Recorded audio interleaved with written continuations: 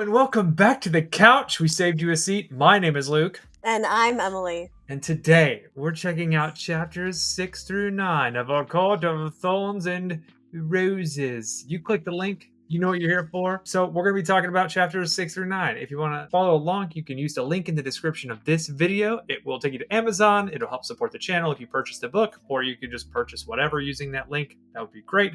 You can also join the memberships. It's like $2 a month. There's nothing for it except for to support us, which would be awesome. But I think that's all we've got for introduction. So let's get started with like my big takeaway. I think Lucien is maybe more handsome than Tamlin. Hot take. Because I got to the... Okay. So I want to talk about the two dudes first before we get to the chapter stuff. Mm-hmm. So they're the opposite side of the same coin. I get this like King Arthur Lancelot situation in my head, where you've got the one who is, you know, this king, this ruler over some land, and then you've got this like knight who is honorable and just and good, but is a little bit more down to earth. Mm-hmm. In his own way.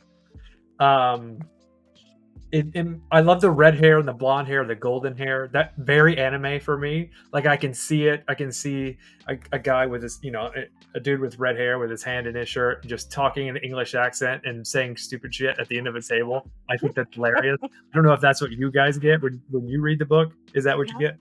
Oh yeah. So you've got Lucien and you've got Tamlin. Yeah. And Lucien's got a pretty gnarly, like, scar eye missing type situation. But just the same as the wolf? I don't know. I tried to kind of put that together. I figured that was just it was me putting stuff together. But yeah, he's got this eye issue, but it's underneath the mask. Obviously, you get later in the chapters, you find out that the masks were an unfortunate incident due to some plague that you don't know anything else about, except for that it screws up their magic, which is hilarious. I get the sense that, and you get it from chapter 6 when they're having this dinner, and she's so awestruck by the wealth of everything that's gone on since the moment that she stepped into this spring environment, that she's not even kind of picking up on some of the other clues. So fight or flight, right? And the other clues, and she picks them a little bit, but decades before. And you find out in chapter 7 that Tamlin is kind of awkward around women, and it comes to me that like this plague is maybe killed Tamlin's love interest from 50 years ago, something to that effect, and that he just hasn't taken up a female mate since then. I don't know if that's true. That's my hypothesis. I've got a lot in here, by the way. Emily, I'm just going to start guessing things and hope that you don't give them away, so I appreciate your thoughtfulness. I'm not going to give them away, but I am going to smile and smirk and enjoy them. Oh, cool. At the beginning of this chapter, she rolls in, he transforms in front of her into the human form. Right, because he was like the beastie weird animal amalgamation, and then he shows up, and then he sits at his chair, and he's like, oh man. Right. You and I both been to the Biltmore Estate, but I imagine that long table at the Biltmore Estate and the stone and everything. Oh, for sure. For sure. That's a really good... Actually, Biltmore Estate is like... Yeah, that's a really good...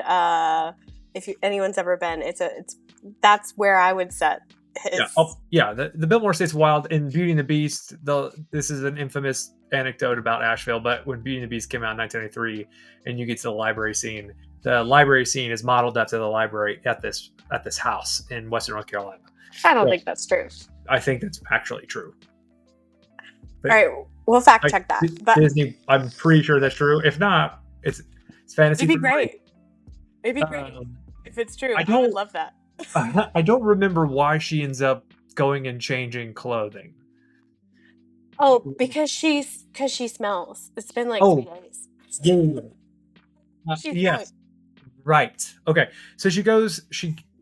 Alice, this other being, who reminds me of the teapot from Yeah. just a no nonsense. Actually, you know what she reminds me of? She reminds me of the housekeeper from 2.5 Men. Okay. All Yeah, right. No. Yeah. does not care. Gonna get you Yeah. some wisdom, but you're also gonna catch some sass. Yeah. Yeah. That's pretty Yeah. good. That's a pretty good comparison. I do love some Alice. She's one of the only people, especially in these chapters, like Feyre's asking like a lot of questions and she's getting no answers until she gets with Alice. And then Alice is like, let me tell you some stuff. This. Right. So it's like from the men's perspective, you get a lot of like confusion or what she's like, they can't lie to me, right? But like it feels like manipulation, but I don't really know what to do with that. And then you get with Alice, and Alice is just like, all right, you're kind of a dumbass. Here's what you need to know. Right.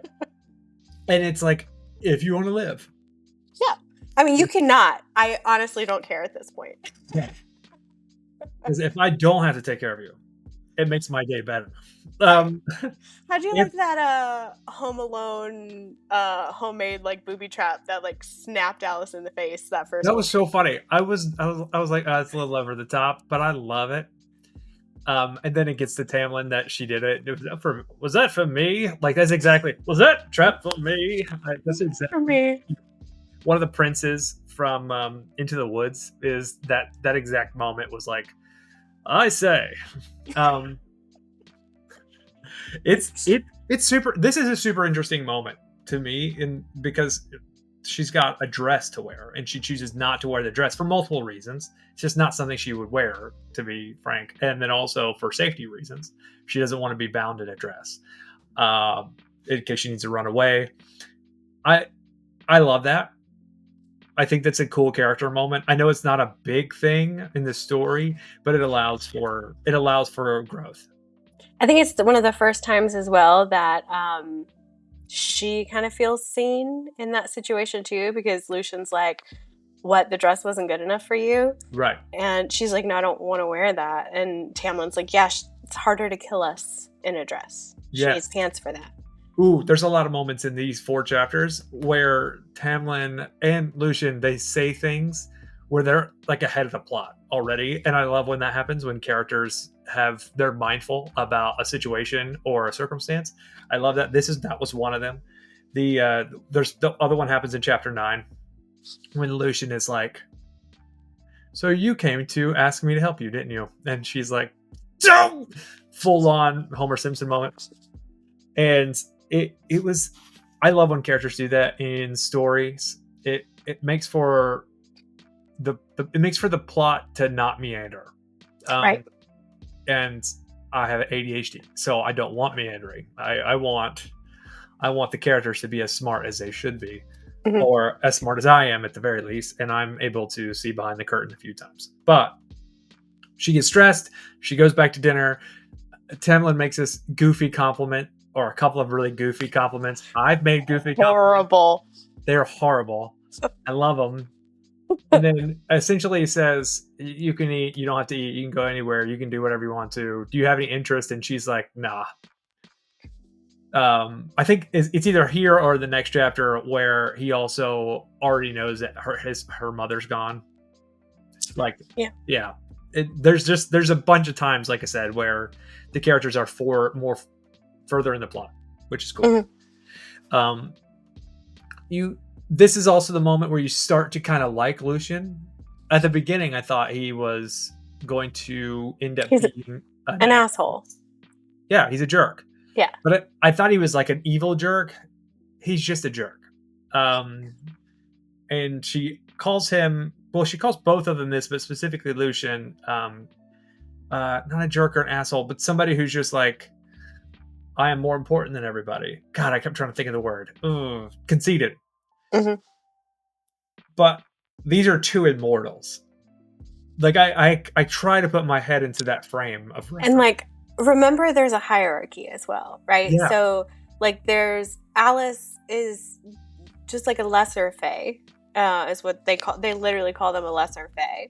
And then you've got the high Fae, which are like the most beautiful ones that are more like human-like in their appearance.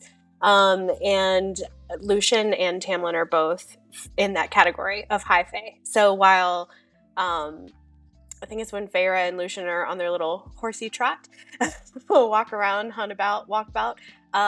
She's basically like, oh, so like if I were a fae, then I would be a lesser fae. Like I would just be taking care of you and cleaning out your crap. Got it. Yeah. Well, it really undersells who she is, and I think that's part of the story. Is essentially even her own family knew she was better. She's better off not being with them than she was better off being with them, or her dad at least. And I guess her older sister resented her for it, and that's kind of where the hatred comes from. All that being said, she finally gets to look into a mirror for the first time at this point in the story too, and she's like, I'm not as ugly. I'm not that ugly. I mean, I got a few things. My eyes are a little weird, but whatever. I'm not ugly. I could look more attractive. I thought that was kind of fun. It's a fun moment when you look in the mirror and you're like, I'm kind of hot. I feel good about myself, but you can't let yourself go all the way there. Right. Everyone has those moments. It's such a cool moment. It's where you can like be completely in to a situation. When you're looking at yourself in a mirror, it's hard to like be. It's hard to be not present. I don't know how else to say that, but it's a really cool moment that she gets to kind of compliment herself, and I kind of like that. You begin to learn about the plague in the next chapter, in chapter 8. Tamlin's like, hey, do you want to go do stuff? And she's like, nah, I don't. But like, I give him some Cracker Jack points because he's trying really hard. He's awkward. He's fumbling it. Every attempt is a fumble, but but he's trying. He's trying real hard. Yeah. He, I'd love to know. Well, I hope we figured out why it is he's so obnoxious and weird around girls, or around this person specifically. I don't know if he's just like this around everyone he just doesn't know. There are some people who are like that, or if he stumbled upon her at the house and was like, oh, I'm gonna kill you. Oh wait, you're kind of cute. I'm not gonna kill you. You could take this other option. So, family, don't give it away. I'm not giving away anything. Yeah. You're not. You're doing good. But you also find that as they're walking through the gardens, there's magic being described. She's being watched. She claims to think that she's being watched. She continues to find contingency plans for how to escape, or trying to find them. She does make reference that there's like a lattice of vines outside of her window that she could climb down easily. She has another morning with Alice, dressing in a different clothing, and that she only really has dinner with the two dudes, and that's it. She doesn't really spend any time with them, or is expected to spend time with them. Yeah. But I think like a really important thing that we definitely need to hit is in these chapters, you find out that Tamlin has taken care of her family. Because I was coming back.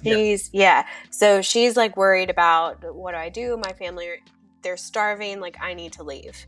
I have to take care of them. And Tamlin's like, I got them.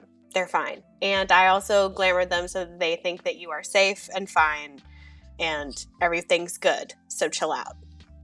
I hope that's not just a simple plot point, by the way. That could be a simple plot point of she runs into them again for whatever reason, and they're not rich anymore, but they're like, oh yeah, we just keep receiving gifts. I hope there's more to it. Like, but I don't know. This seems very Feyre. Yeah. Centered right now. It is. I mean, I'd say like she does a good job. So you'll stick with it. But that, I think, I just find that him taking care of the family is very convenient in that it's like, is it hospitality? Is he taking care of the family? Or is he just eliminating the obstacle of her needing to leave? Because like her thing is like, I need to leave because I have to take care of my family. So is he taking care of her family for altruistic purposes, or it could is he just eliminating the obstacle? It could be a limiting obstacles. Someone spoke in the comments about when we get to the point where Stockholm syndrome becomes like a primary topic to speak to it. We're not quite there yet, obviously, but that is a symptom. What you're describing is something that could create that kind of situation. It's interesting. I don't know that. To me, it just feels lordly. It feels lordly to, hey, these are the circumstances at which we are forced to be. I'm going to go above and beyond what you can do because I can do more, and it's not an equal transaction. I get to continue to be lordly in this decision making. I'm kind of leaning that way, but it could be also like, oh, I'm a dude and I'm gonna do dude stuff so that you can feel more like, oh my god, he's taking care of me. Feyre doesn't give a shit about that. What? Feyre doesn't give a shit about that. Yeah, she does not care. She's a hunter-gatherer. She doesn't care. No, she doesn't. Well, she doesn't care yet. I like that she decides not to talk about the paintings also, because she's like, there's no way they can understand paintings. And then she sees a painting and she marvels at it and claims she can marvel at the rest of them. And I love that too. There's a lot of good individual moments. I like that a lot of the chapters are split in half.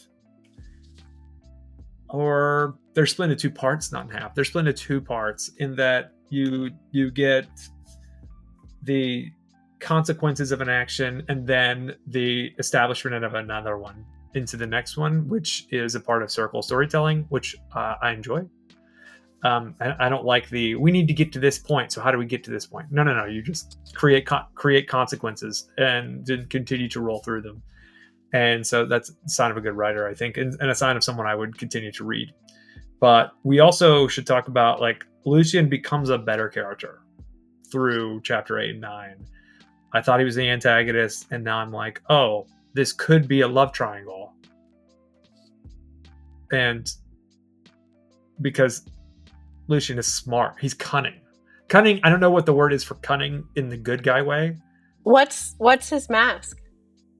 It's a fox. Yeah. I thought that too. You also, speaking of that, you also find out, I love a fox, but he's cunning. Whatever cunning is for a positive. Yeah. I'm trying to think of it. I think cunning is a positive. Okay. Well, it's usually described as a negative. Well, sly is negative. Cunning, I think, is the positive. Okay. Yeah. And so he's like, he's wise, he's thoughtful. He's thoughtful different than Tamlin is, which is interesting. But you come to find out that he can't transform. Right. None of them can transform except for Tamlin, which tells me the hierarchy may be the level of magic that they're capable of performing. He says that the High Fae are born leaders. And it's like, and it's like, well, maybe it's the High Fae are capable of magic that the other fairies just aren't. That the further you go down, the closer to being a beast you might be, and that Tamlin can also turn you into a wolf or whatever the character is that Tamlin can do, which I thought that's a cool moment. That's a cool thing to put into the story. If everyone could just change into forms, it would be interesting. But this is a little bit more interesting that Tamlin has this kind of power. Yeah. Well, and speaking of, now we know who the wolf was. It wasn't Lucien and his weird eye situation. No. It was what's his name? I forgot his name is. Their buddy. Andrus? Yeah, Andrus. Mm-hmm. Thank you. It was Andrus, and you still don't know anything about this dude, other than he was a sentry. He's basically a sentry, and the whole reason he was there was to find some sort of cure for this magic blight. And so, I don't know how I feel about it. I just that seems kind of contrived. To be honest with you, when I was like, okay, this is like Terminator. What are we doing? Like, are we? I was concerned. By the way, I was concerned that Feyre's dad wasn't her actual dad. Concerned that there was some sort of like sci-fi you are the one thing that was going on, that she her capability of taking care of other people and to draw, do painting was unique because of who her actual father was, a full-on Star Wars situation. And I'm leaning away from that now, obviously. I think she is just an absolute weapon, and that it was just circumstantial that Andros was there. Which is, I don't know if I dislike her like that. We're gonna have to figure out Andros's relationships. But also in these 4 chapters, you find out that not every fairy is kind, not every fairy is just, that she is in danger in a lot of places within their realms. And it's interesting that that goes back to the treaty. Right. So the treaty was put into place because a long time ago, history from like chapter 1 or whatever, the fairies enslaved humans. So there was kind of like a civil war over slavery. And been there. And there's still some Fae who think that humans are like worthless and nothing. There's like there's racism on both sides in this book, as far as like, prejudice against different species or types of folks and such. Yeah. It's interesting. We don't really know much more about it, except for that her life is never not in danger except for when she's there, supposedly. But also, if there was a fairy in the human world, they also would probably be in danger. Right? Oh yeah, Andros. And she mentioned what's her face, the hunter, the mercenary. Yeah. The mercenary. Yeah. I read it to a mercenary who told me that was like a full-on NPC text. I was just like, okay, this is dialogue from a video. This is boring. This is just quest log stuff. I will say it's interesting getting towards the end, because now we're kind of working towards the end. She thought there was someone behind her in the garden. Yes. Right? She has some sort of like presence of mind about that, maybe a sixth sense. And then Lucien, yeah, and she run into, while they're having their discussion, they run into something at the end of chapter 9 that could be dangerous. That Lucien's like, keep your eyes forward and don't react. Reminds me of like the T-Rex from Jurassic Park. Something dangerous. So yeah. It's kind of if we have to stop somewhere, at least I feel like it was a nice place to stop where you're like, what's happening? What's about to happen? Right. But yeah, there's definitely there's other things happening that she's aware of, but not aware of. Yeah. I mean, she's going to be, we talked about this in the last one, the whole isekai situation, right? She is the Alice in Wonderland. I just had another one a minute ago, but the Alice in Wonderland and the Wizard of Oz situation. She's Harry Potter is another example. Where, you're now in this world. You don't know anything. Right. Yeah. It's interesting. She's also given a bow. She's given a weapon. Yeah. And she was like, here you go. Don't worry, there's no ash arrows in it. And I was like, that guy is awesome. Like, at first I was like, I kind of hate this guy, and now I'm like, I kind of think he's my favorite character. Like, by the end of chapter 9, I was like, he's kind of my favorite character. I love Lucien. I do. Yeah. I always love Lucien. To this day, I still love Lucien. Cool. I like that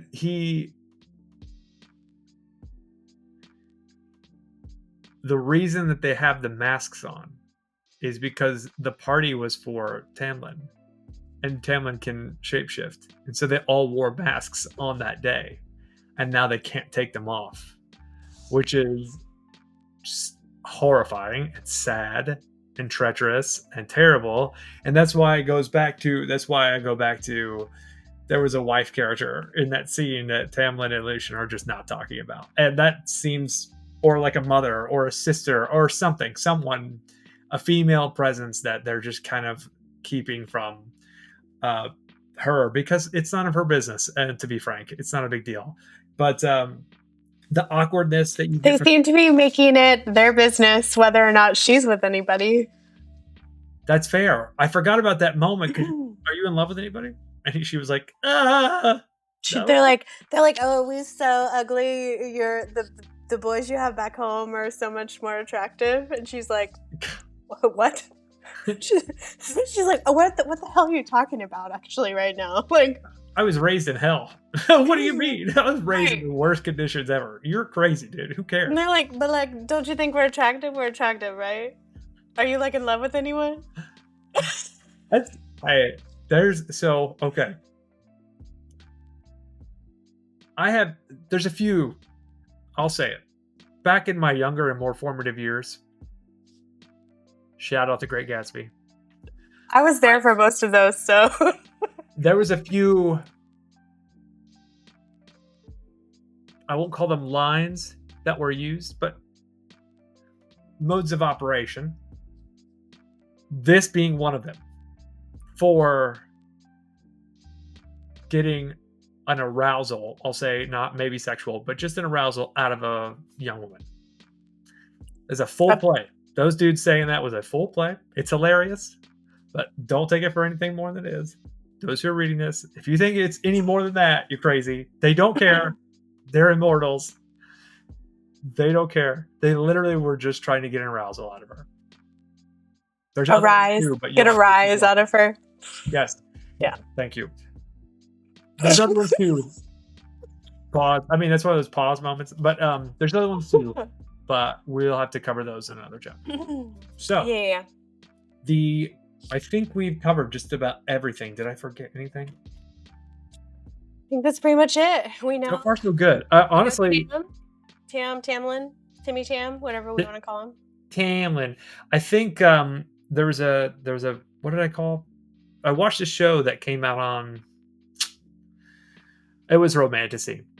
I didn't realize it was Romantasy until I was watching it, but it was about vampires and witches. It was like the last. Oh, Discovery of Witches. There you go. Discovery of Witches. Yeah, also a good book series. I watched that all the way through, and I was like, oh, this is still girly. Like episode 3, I was like, when does the cool stuff happen? And I just kept watching it. I was like, I don't care. This is awesome. And so, the similar vibe to this, obviously, I don't think we're gonna see a ton of. Anyway, it's dope. Well, we'll remember you said that, and. Oh, I'm sure. Listen, they were in the show. Don't know about the books. In the show, there was combat and stuff happening. So we're I'm sure there's going to. I mean, there's this show. There's an anime called Feyre-ruh, which is a newer anime, but it's infamous, and it's about a mage. It's about a mage who's an elf mage who's 1,000 years old, and 100 years before the story begins, she goes on this epic journey to defeat this evil villain. Some hundreds of miles away, and takes a human, a dwarf, and another human, and they all have their own character flaws. And so the story is about her reliving that journey, and she's taking a protege of herself who's a young human and somebody else. And so the story it's about her, but it's about them growing into who they're supposed to be. And then she's just like a young girl in an old mage's body. No, she's an old mage in a young girl's elven body, and she's so wise, and she's like picking up the little things and saying, yeah, these moments are important, and then continuing, and they're all just like regular people. And it's got a similar vibe to this too. Feyre-ruh is a phenomenal series. But anyway, I'm actually looking for what chapters we're going to do next. Cool. While that, I'll say on a reread, because I am like honestly rereading along with you. On this reread, I forgot how much Feyre annoyed me at the beginning of this. It's a lot. Because she just doesn't get it. Yeah. And it's not her fault. Yeah, she's annoying, and I forgot how much she's annoying at the beginning of this. So she's like Ron Weasley annoying from the books. Because was a very bummer. It's kind of annoying, yeah. But like I understand it, and I know where we're going. But I did in the reread. I'm just like, girl, stop. Yeah, if anyone fights me, if anyone wants to fight me on this, go back and watch Star Wars 1977. If Luke Skywalker isn't the most annoying little putz you've ever seen, shut the fuck up, Luke. Anyway, sometimes characters who are like this. Oh, that's another character. Luke Skywalker is another character who goes on a journey like this. Is thrust into a world he could never expect. So the next video will be chapters 10 through 14. Pretty stoked about this. This will be the longest chapter section we've done so far. So your boy's gonna have to go and read. Mm-hmm. It goes by really quick, and there's a lot of good action that happens. Like a lot of stuff. This I would say is like this setup is just really the setup of the Springport and the introduction to characters that you needed to know about, like Lucien explaining Andrus, Alice figuring out who old dude, beast dude is, Tamlin. So this was really a bunch of exposition. Chapters 3 through 6, or 6 through 9. I'll be interested to see. Sorry, I didn't mean to interrupt you. What powers or weapons Lucien has, because he's got this sword that's ruby hilted. And he's had it on him since that they've met, I guess, and since they may be in conflict with something in the next, I don't know, couple of pages. I'm interested to see what kind of weapons he has and how he can fight. But I think that's it for us. That's it. That's all you need to know. If you like this content, once again, please like and subscribe. Buy the book. Use the Amazon link in the description. Also, I also released or have released Chapter 1 of Fugitive Telemetry. Yes, it's a little bit shorter. But if you want to follow on with that, it's sci-fi, goofy sci-fi. So think Farscape, Deep Space Nine, that kind of thing. But if you like this content, like I said, like, subscribe, share, tell everybody you know. We love to see what you think of chapters 6 through 9 in the comments below. But until next time, later.